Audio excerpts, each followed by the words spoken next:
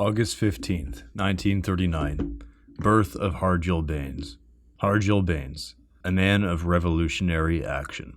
On August 15th, we celebrate the birth, life, and work of Hardial Bains, founder and leader of the Communist Party of Canada, Marxist-Leninist. Hardial Bains was, above all else, a man of revolutionary action. He came to Canada as a youth from India in 1959 and immediately integrated with the life of the working people in British Columbia and took up the struggles of the student youth with whom he shared weal and woe. The late Charles Boyan, who was also a youth at the University of British Columbia at the time Hardial got a science degree, wrote about the conditions in those days. Quote, "Imagine the situation. The world, including the entire range of ideological and theoretical schools of thought, was frozen in Cold War dogma. Disinformation and misinformation were the norm, whether it came from the schools of Euro-American imperialism or the schools of Euro-Soviet communism. Condominium of reaction undermining the historic achievements of communism, revolution, and national liberation was in place. All avenues to independent analysis and thinking were barred in practice, if not in scripture. Yet the feeling, the world is not going to remain the same, was pressing on the hearts and minds of the youth. The necessity for change was impelling. What was missing and most needed? What key was necessary to unlock that dialectic of change? In 1963, Hardial Bains was a 23-year-old graduate student at UBC, who 4 years earlier immigrated to Canada from Punjab, India, to study microbiology.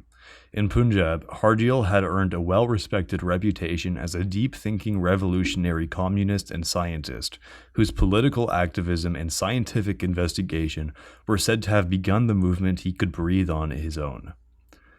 But what to make of this world in the imperialist heartland and internationally, in which the conditions were so complicated that even the idea of a proletarian front for revolution had been declared a dead letter even by many communist parties?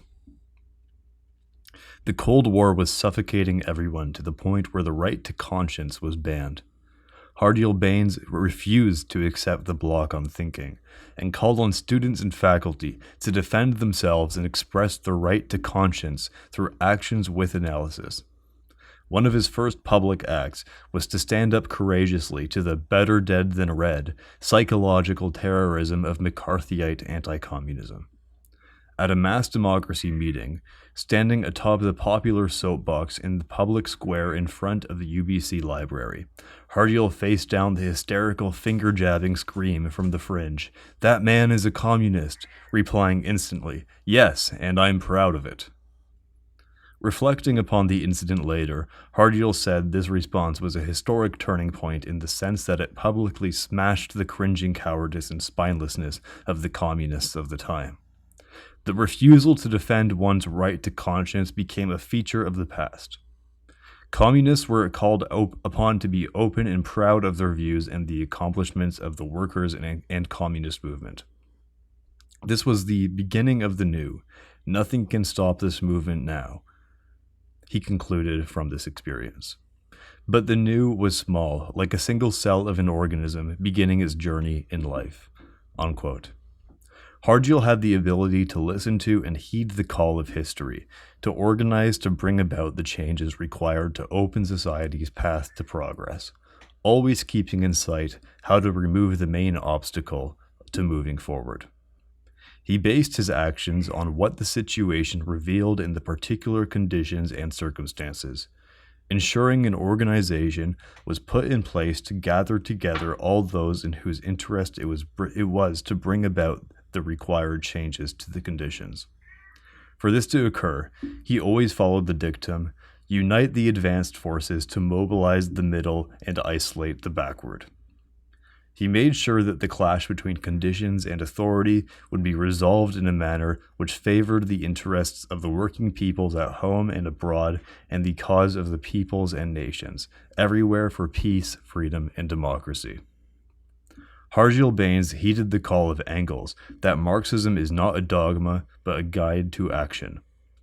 He also profoundly followed the maxim, "No investigation, no right to speak," to emphasize the necessity of going into the heart of the matter at any time so as to discern the line of march and devise as its integral part the tactics required to achieve the aim set.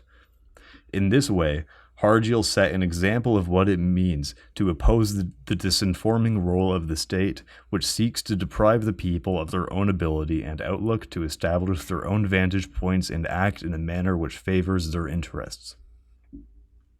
Of all the relevant writings and documents Hardial Bains produced during his lifetime, the most significant was the necessity for change analysis.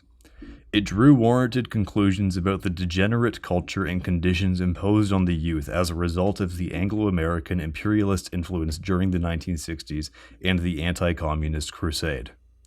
Based on the necessity for change analysis, he concluded that understanding requires an act of conscious participation of the individual, an act of finding out. As he famously wrote in the Necessity for Change pamphlet, which sold thousands of copies amongst the youth and students and revolutionary forces in the 1960s, this call places revolutionary action at the center of all our endeavors. Only when an individual is in the fray, in the battle, with the aim of humanizing the social and natural environment in the specific circumstances faced, does the line of march emerge from what the situation reveals. Only on this basis of putting revolutionary action at the center of our concerns can one be worthy of calling oneself a Marxist-Leninist, Hardial pointed out. By paying attention to what is continuously coming into being and passing away, which we call the ensemble of human relations of humans to humans and humans to nature, the necessity for change is revealed as the need for the people to establish their own political power in the course of settling scores with the old conscience of society.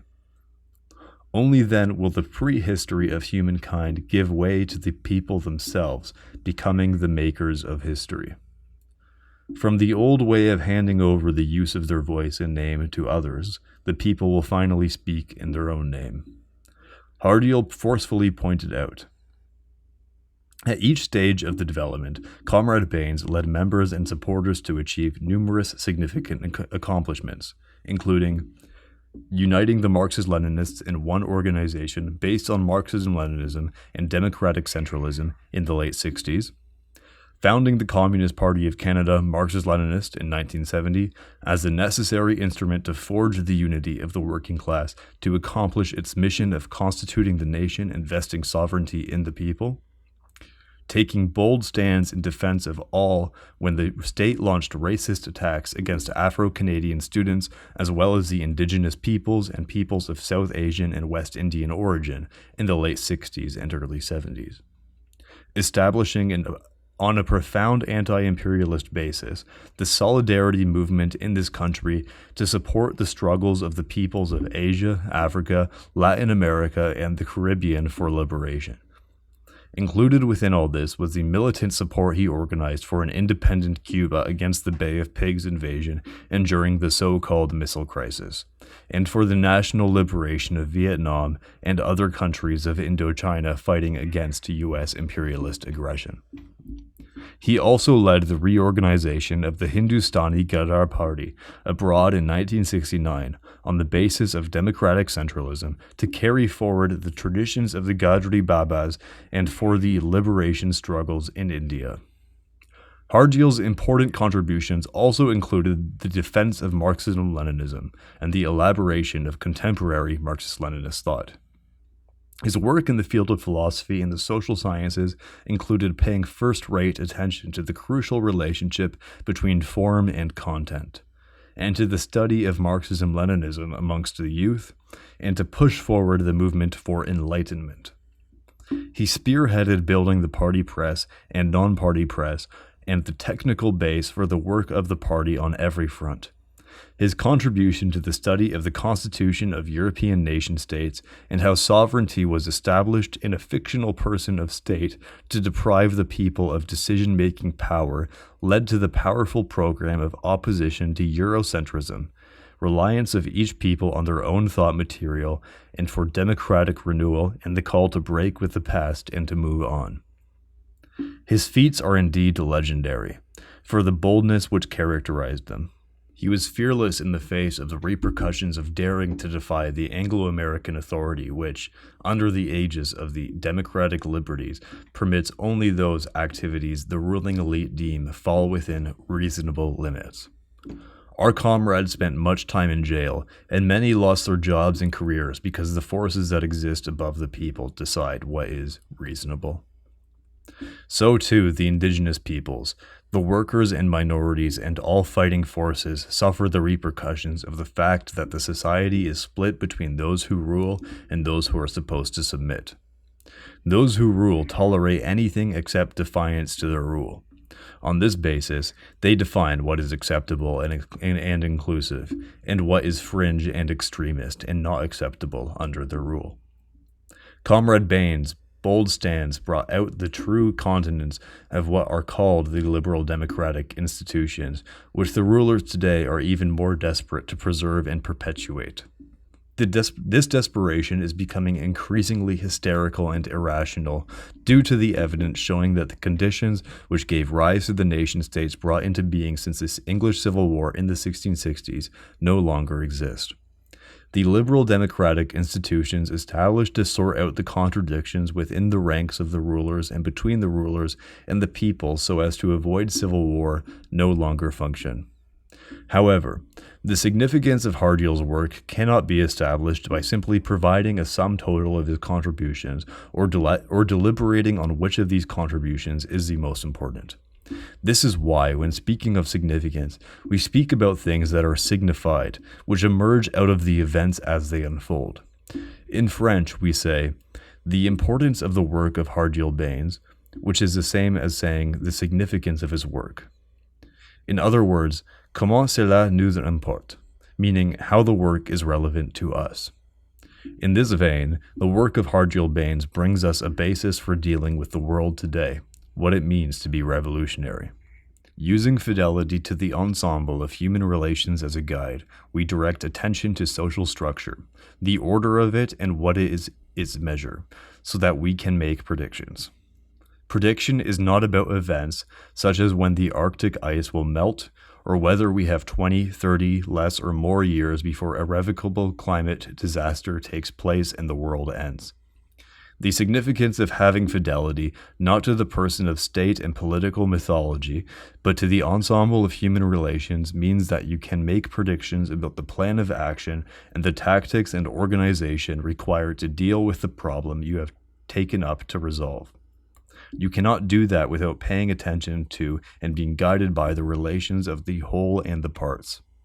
Pondering the state of the communist movement after the collapse of the former Soviet Union, when the retreat of revolution we are currently experiencing set in and the crimes being committed against humanity began to increase manifold, Comrade Bains said, quote, "If one is a revolutionary and not a Marxist-Leninist, one can become a Marxist-Leninist. But to be a Marxist-Leninist and not be a revolutionary, that is a problem," unquote.